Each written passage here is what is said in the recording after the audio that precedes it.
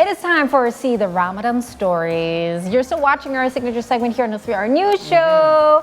And what Indonesian food do you usually look forward to eating during iftar? Well, since you are the one who is fasting. Eating, I have no any special preference, but I prefer a glass of warm water.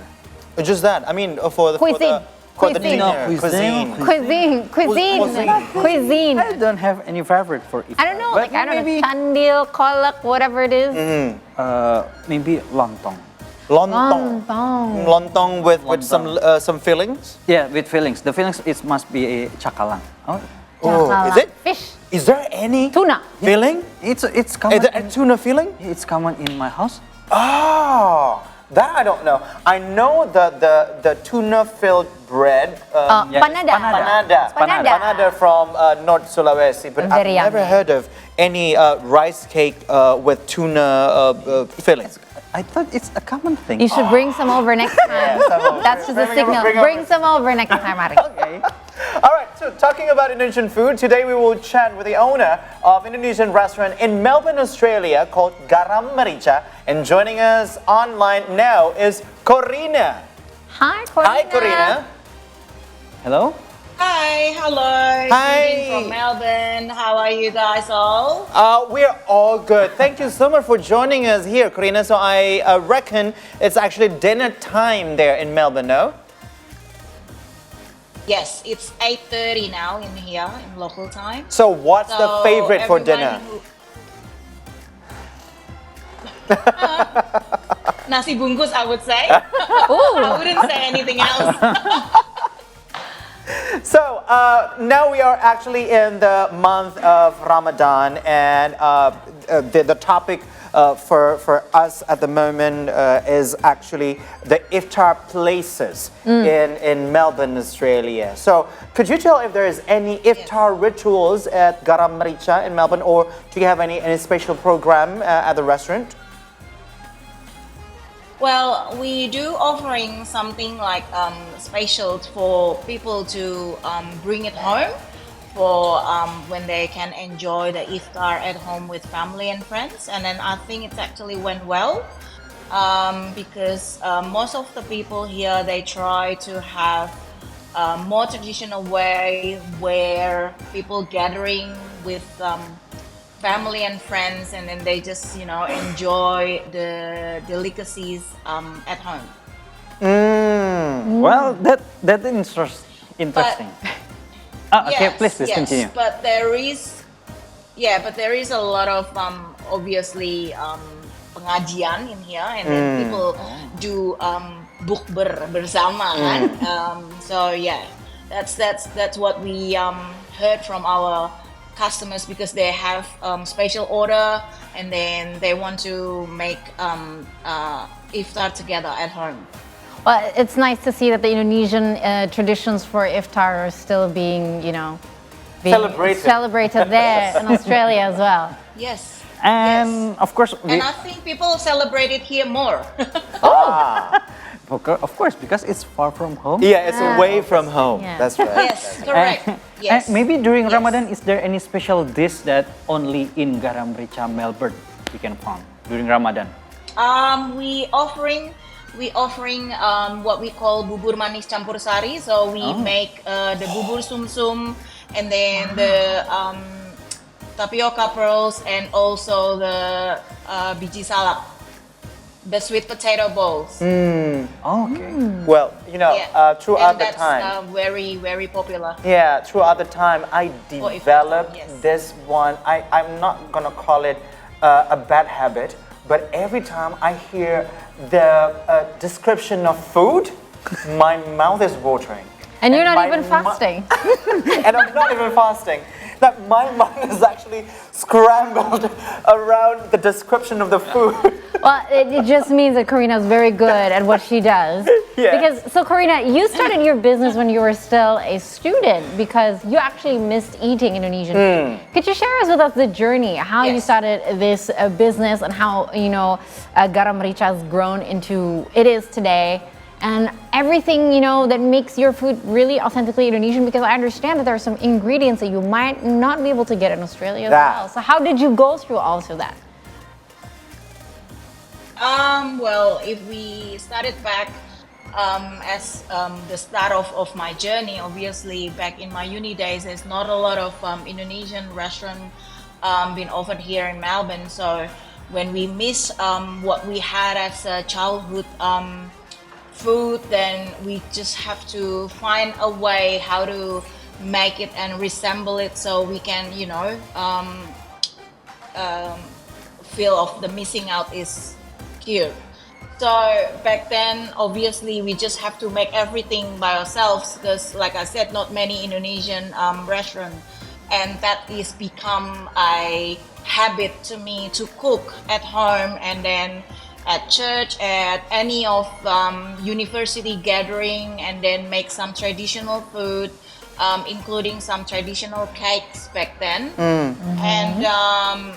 Yeah, from habit becomes hobby, and then from hobby becomes obviously A business. job. A job, business. A very happy job. And speaking about your business, Yes, and I love it. I must admit, I love it. Who doesn't love food? and then speaking about your business, Yes. we're also curious. Your restaurant offers a wide range of affordable dishes, of course, Indonesian dishes. Where do you source most of the ingredients? Is it from Australia, maybe? Yeah, because we know that Indonesian dishes are quite specific when it comes to ingredients. Yeah. You need to have some spices, you have herbs, and also some paste and stuff like that. How did you get it? Okay, it's I must admit, and to be honest, it's very super challenging job for any Indonesian restaurant, I think, in outside Indonesia, because Indonesian food is very complex in ingredients, spice base, and everything. Yes. It's very delicate, and then it's not just a simple stir fry, but we have to marinate with this specific type of herbs. And Agree. then, yes, it's very challenging. But in Australia, we considered lucky because there's a lot of large selection of Asian spices. They can come from Thailand, Malaysia, Vietnam, and China, and also India. So, for example, lemongrass, galangal, lam leaf come from Thailand. Banana leaves, we use a lot of banana leaves, as you might notice, because we're offering nasi bungkus. They come from Thailand and Vietnam. None of them is actually comes from Indonesia, unfortunately. Dry and spices powder, most of them comes from India and China. But like you might aware that in garam rica, we try to offer as authentic as possible, as close as possible to what we actually have in Indonesia. So we do mix and match most of our ingredients. We try to source it from Indonesia. Things like coriander, candle nuts, lemongrass, galangal, we actually imported from Indonesia. So it's basically a mix and match because the challenges are still out there. The availability of Indonesian ingredients, like specifically, it's very challenging, and the logistic itself is very, very hard to overcome. in Yeah, Australia. I can actually they're- vouch for that because I did witness some of my friends who are actually business owners when it comes to F&B outside of Indonesia. They told me about how they could not find the ingredients like easily and stuff. So, Corina, if I may ask you, what was actually the familiar food for you that you wanted to cook for yourself during the time back in school when you were a student? Oh, well, I originally came from small city, Tegal. So we have, yeah. So specific like nasi campur bogana, and then lontong cap gome, nasi lengko. Oh my God. Sate kambing, obviously. Nasi bogana. That is the Fragrant. nasi bogana, which is consists of elements like ayam opor, dendeng, telur pindang, sambal goreng kentang, sambal goreng ati ampela, tempe orek ponggol khas Tegal, things like that. That is my childhood food. and that's what I also bring to Melbourne. So as a context, if to get you into context, if you're not Indonesian or you're not familiar with Indonesian food, Tegal is actually the origin of those restaurants, the traditional restaurants all Warung around Tegal. Indonesia. Warung- So people from Tegal known to have a lot of warung Tegal. So this is also warung Tegal. Yeah, so in this is Melbourne. actually warung Tegal. If I may know, what are actually the most popular and the most sought after dishes in garam merica for people in Melbourne or your customers? Okay, now that question is very hard to answer because honestly, every customers have their like specific preference. I would say the menu that I offered here in Melbourne is the best that I actually picked, and I also think of in general people will love it, especially like the beef rendang and then sambal terong, the telur balado, and also we have cumi hitam Pekalongan. Wow, that sounds so yummy. Yes. I love me some really good Cumi squid. hitam Pekalongan, it becomes one of the most popular menu here in our restaurant. So, Corina, I'm really interested to finding out because we have heard that a lot of ministers have come to, Garam Merica to try your cuisines there. And how does it feel? I mean, the benefit of having an Indonesian restaurant abroad means that you can get noticed by Indonesians as well. So, can you talk to us about, the very prominent Indonesian ministers and perhaps people here who've come to your restaurant in Melbourne? Yes, we have recently honored to be visited by Pak Sandiaga Uno, Ibu Retno, when they come to Melbourne. And I think they really surprised and enjoyed the nasi bungkus. And Pak Sandiaga also encouraged me to continue doing what I'm doing, which is to introduce Indonesian food culture to Australian population in general. And I mean, the hard work is actually get noticed as well to local community because in 2023 we actually selected to be featured in Australian Good Food Guide.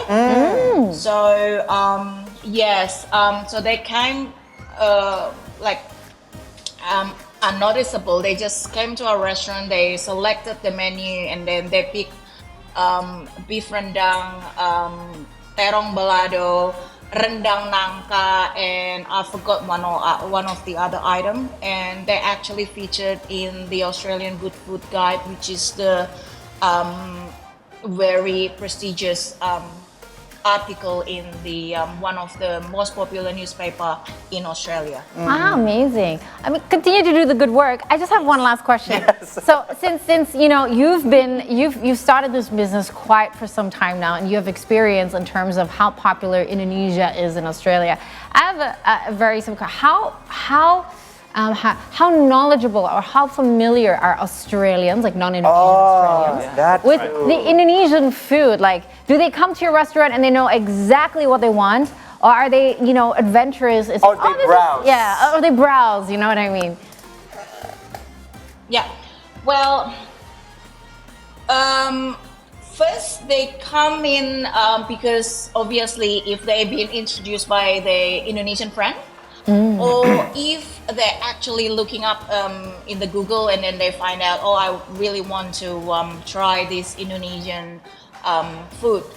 So when they come in, they're actually surprised to be introduced to nasi bungkus because they're actually surprised how good it is when you mix and match 4 items in one bungkus together with the rice and some chili. They're actually amazed by the flavor that we actually offered in just one tiny wrapped rice.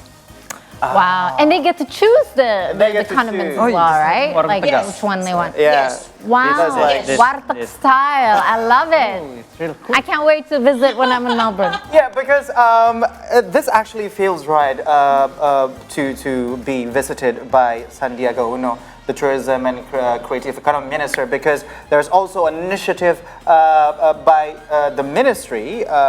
They had this one cooperation with Google called Spice Up the World, and it's also called the culinary diplomacy. So that they actually initiated it, and also some moves being made to actually help the Indonesian restaurant owners outside of Indonesia. But one last question, Corina. How have the government of Indonesia in that particular area have helped you in developing your restaurant and also your business? To be honest, at this stage, we still try to work out and then do the work together. Obviously, they asking a lot of feedback and then inputs on how we, to develop this program and then to be introduced to all the Indonesian restaurants around the world. And because the challenges is still there. The challenges, like I said, is the logistics, the price of the Indonesian ingredients to be compete with other importer like Thailand, Malaysia, Vietnam, who's doing in such a huge scale, importing all of their product to Australia. So there is a lot of homework still that we need to do from our end and government's end as well. So it's still a lot of homework and still a lot of works to do in the near future.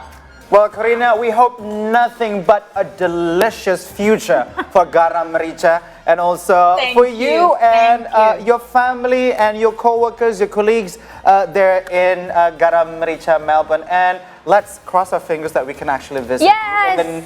in the near future. She had me at squid. Yes. Yes. Thank you so much, Corina. Thank you. Thank you so much, guys. Thank you. Bye-bye. Good evening. And have a blessed Ramadan. Thank you you. so much. All right, so only by having a conversation about food, it actually felt delicious. Not only in my mouth, but also in the whole vibe of it. Very warm. And see, the stories will continue after the break, so please do not go anywhere.